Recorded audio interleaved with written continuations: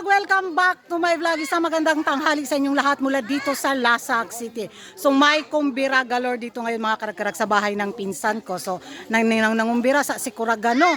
So para sa pangkabayan showcase, ayun, busog na busog. Ito yung Bayubay Clan. So nandoon mga karag ang dami. Isang baka pinatumba. Ang inihaw ng pinsan ko kasi nag-graduate yung pamangkin ko ng nursing.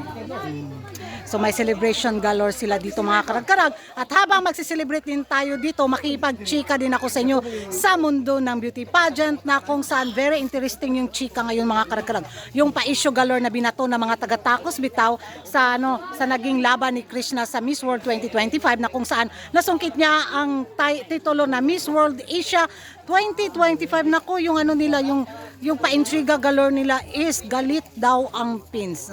Very upset daw ang mga pins sa naging resulta at sa naging titulo na binigay kang Krishna na pangpalubag loob lang daw ng Miss World Organization. Ay, grabe sila.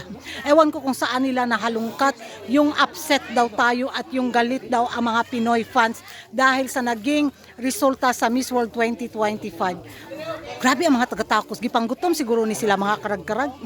So magiging reaction ko naman sa naging binato nilang issue bitaw sa naging paratang nila na galit at upset ang mga Filipino fans sa naging laban ni Krishna. Wala may galit, wala may upset na mga Pinoy kasi tanggap man natin yung resulta sa naging laban ni Krishna sa Miss World.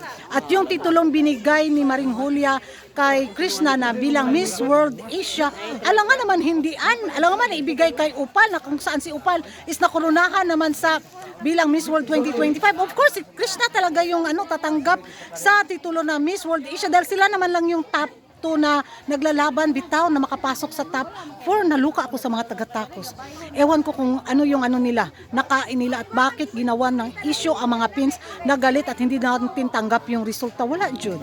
As in clear gyud sa crystal water gyud ang naging opinion ng mga bitaw beauty pageant fans sa resulta. Tanggap at deserve naman talaga ng Thailand yung corona sa Miss World. Yung gagawa sila ng issue na ibabato bitaw sa taga-pins para lang for what? Para siraan lang ang mga Pinoy beauty pageant lovers, di ba?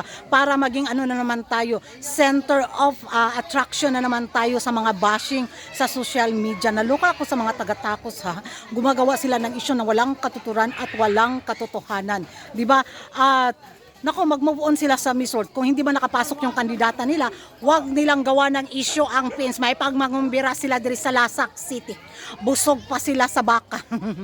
So ewan ko sa inyo baka kung ano yung magiging reaksyon nyo na upset at galit daw ang pins sa naging pampalubag loob na titulo na binigay kay Krishna bilang Miss World Asia 2025.